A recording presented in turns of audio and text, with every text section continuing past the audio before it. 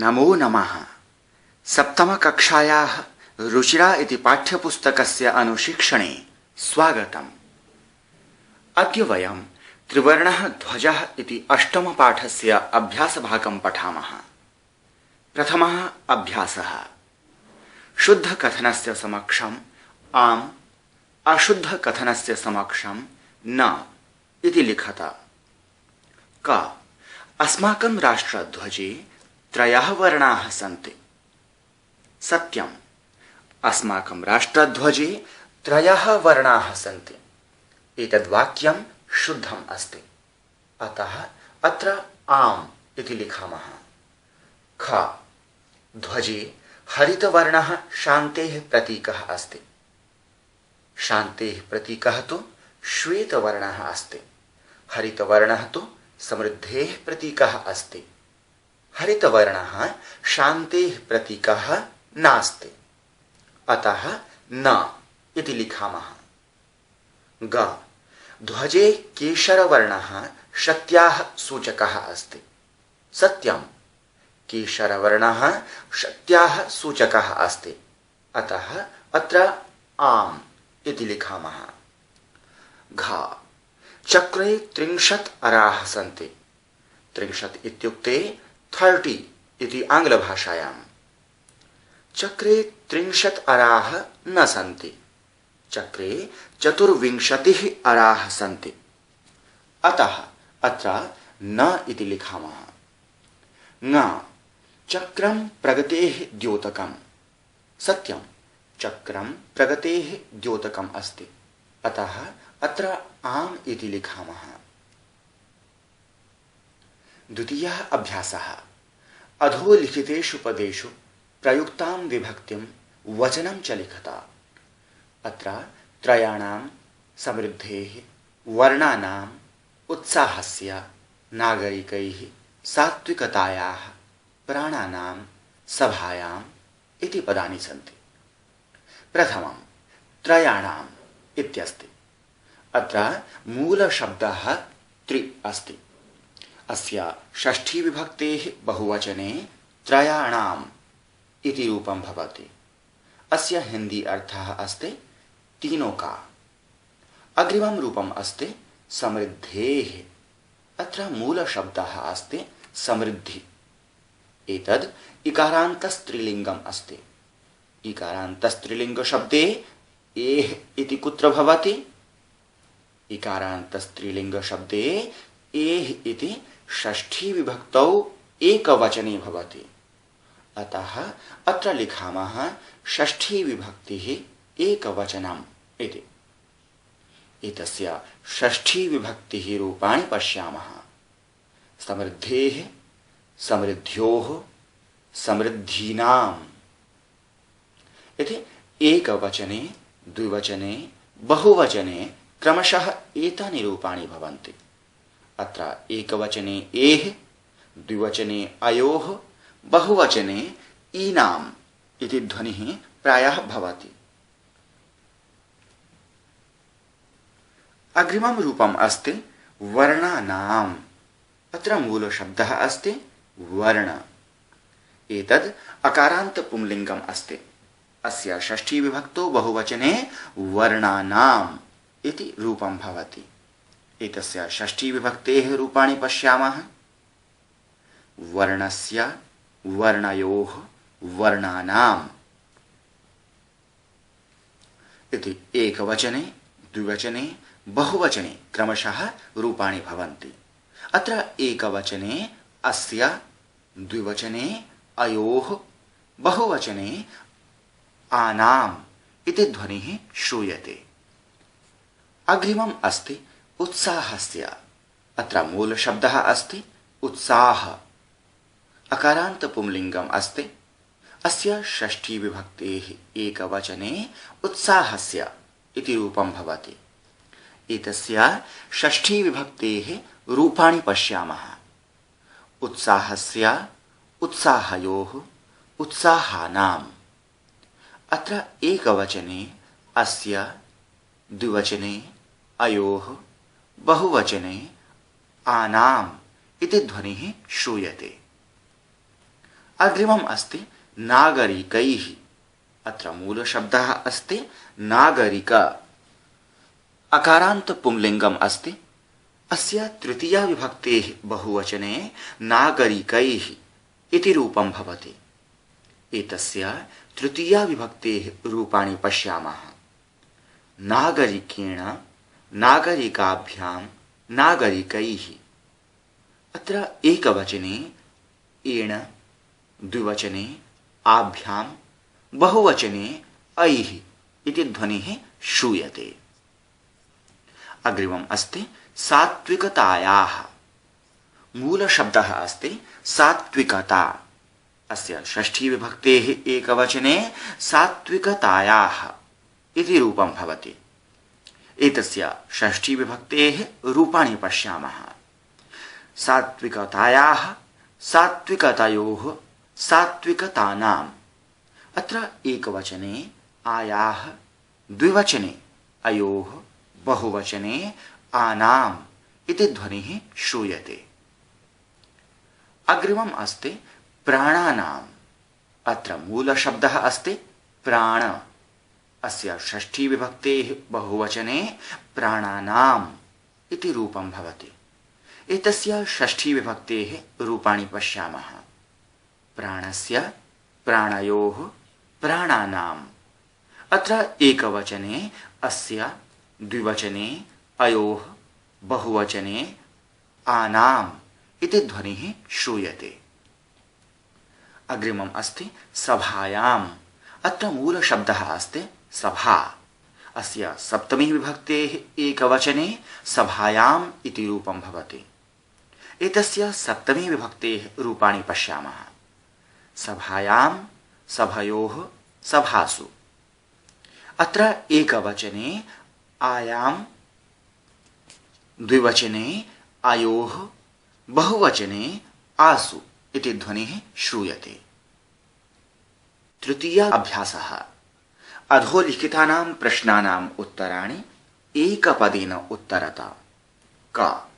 अस्माकं ध्वजे कति वर्णाः सन्ति? अस्माकं ध्वजे 3 वर्णाः सन्ति। अतः उत्तरं लिखन्तु 3 इति। ख। त्रिवर्णे ध्वजे शक्त्याः सूचकः कः वर्णः?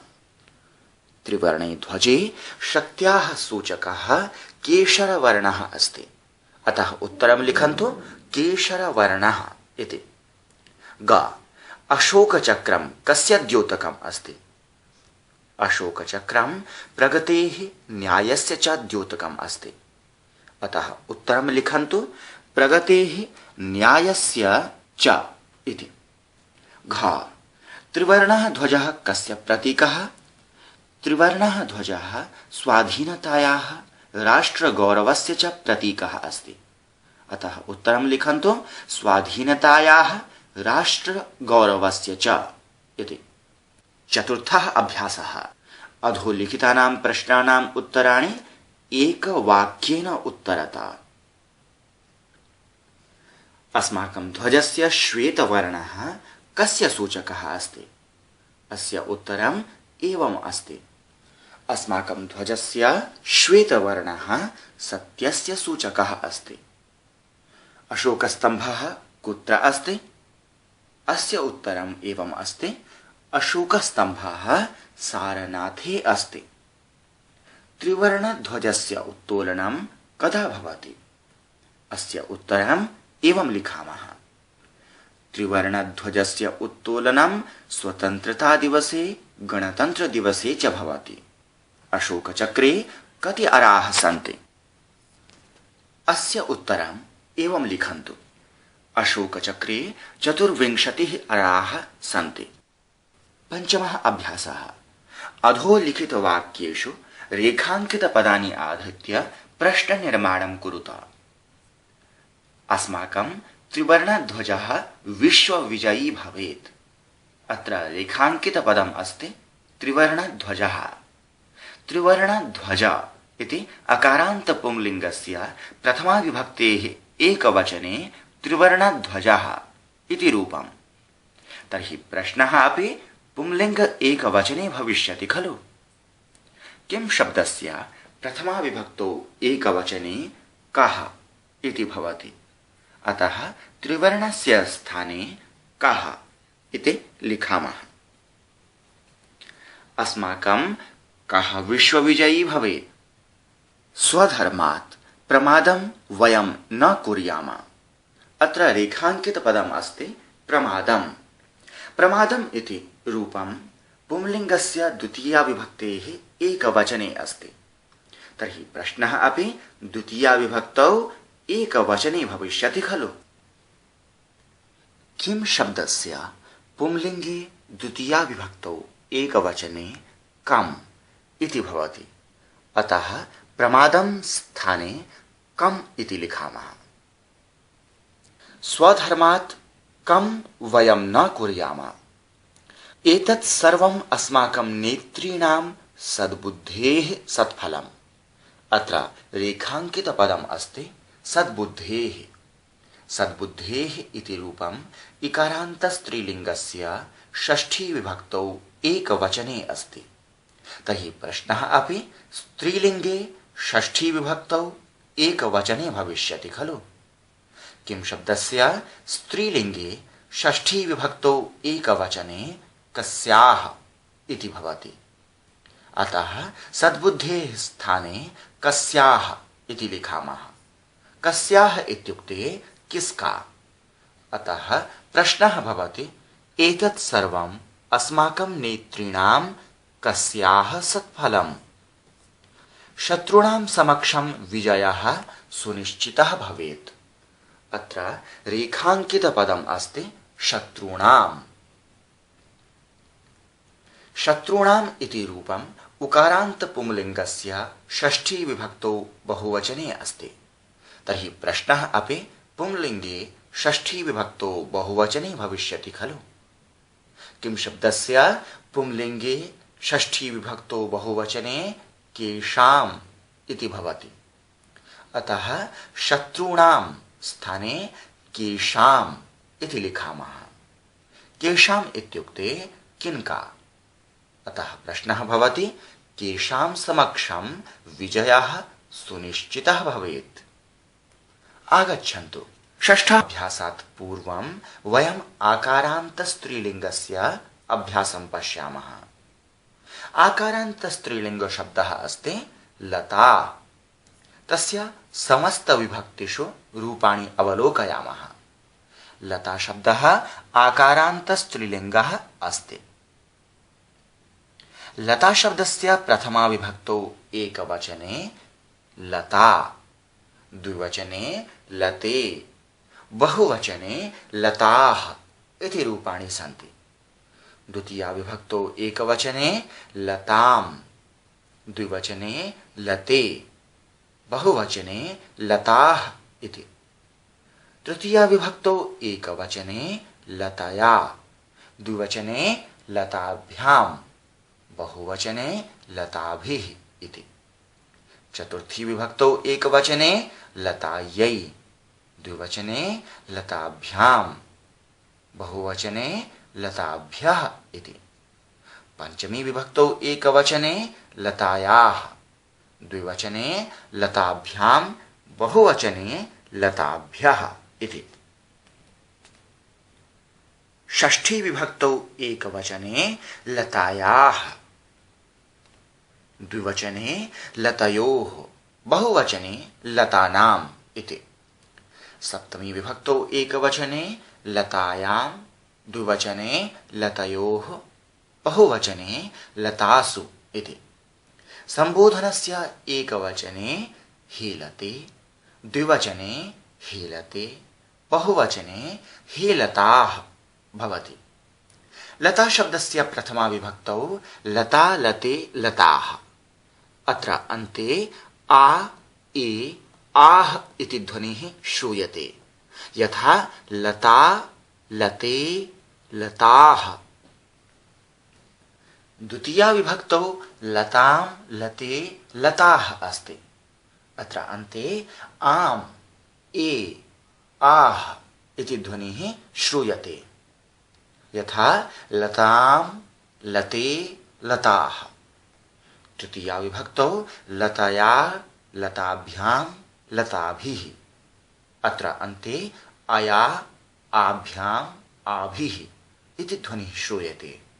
यथा लतया लताभ्यां लताभिः।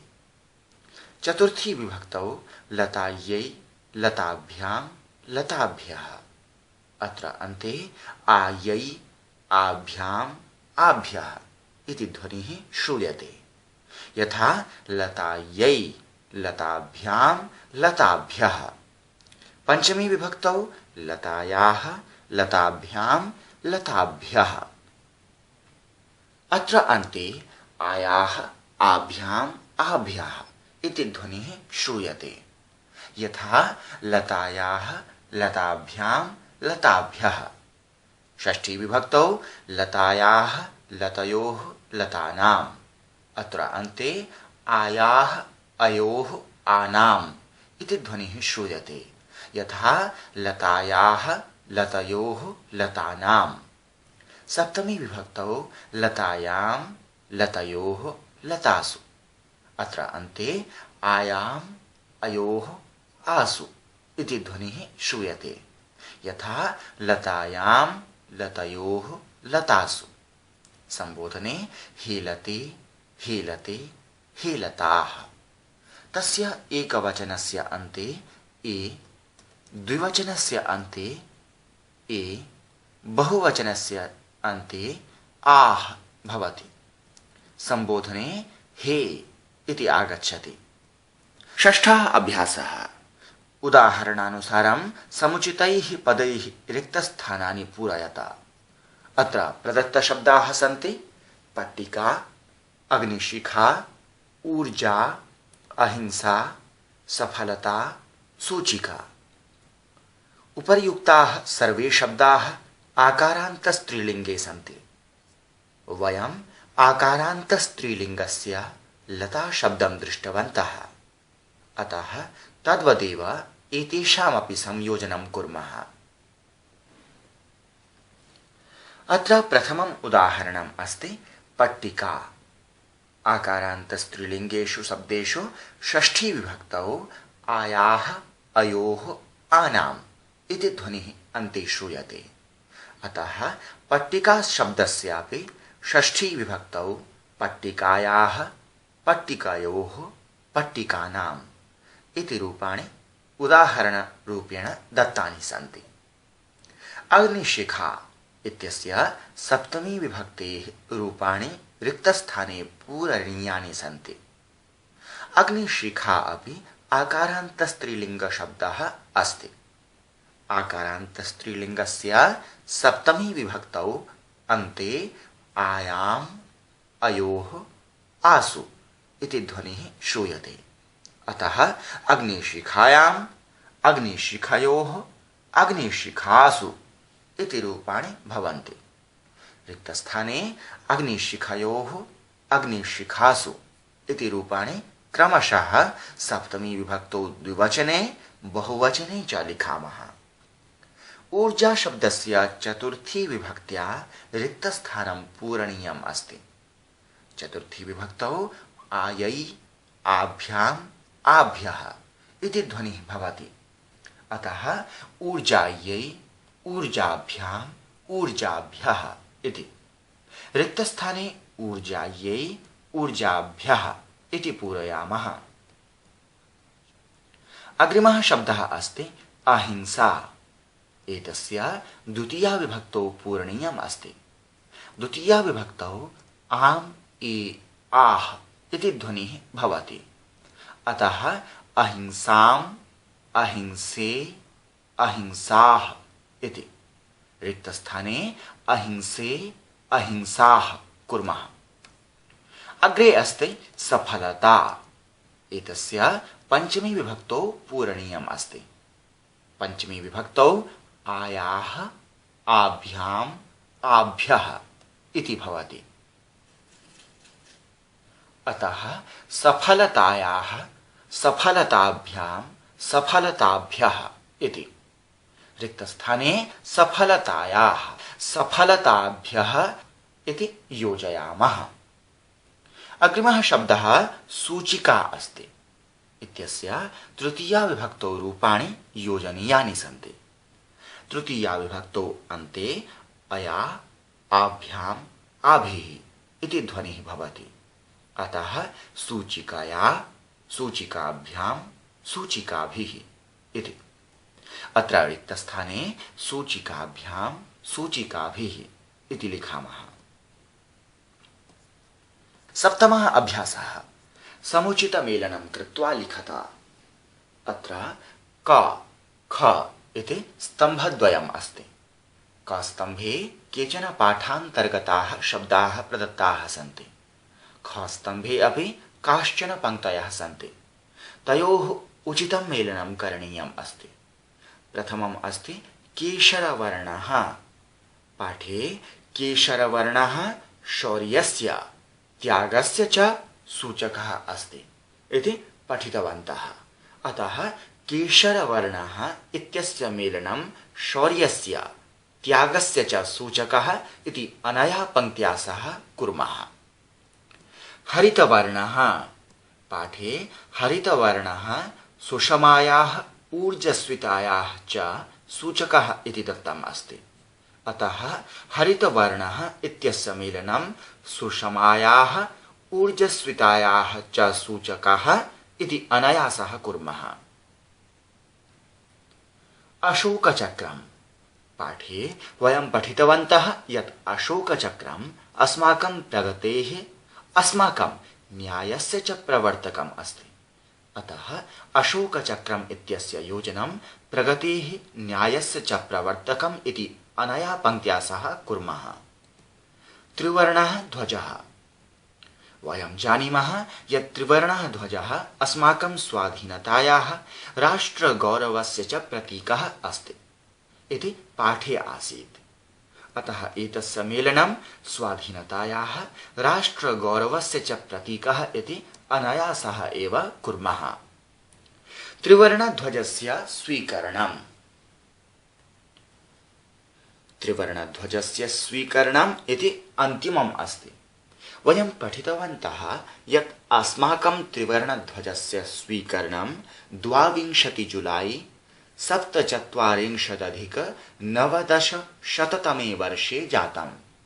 अतः त्रिवर्णध्वजस्य स्वीकरणम् इत्यस्य शब्दस्य मेलनं 22 जुलाई 1740-1900 वर्षे जातम् इति अनया पङ्क्त्या सह कुर्मः। एतावता सप्तमी कक्षायाः अष्टमपाठस्य अभ्यासभागं पठितवन्तः। अग्रिमपाठे पुनर्मिलामः। धन्यवादः।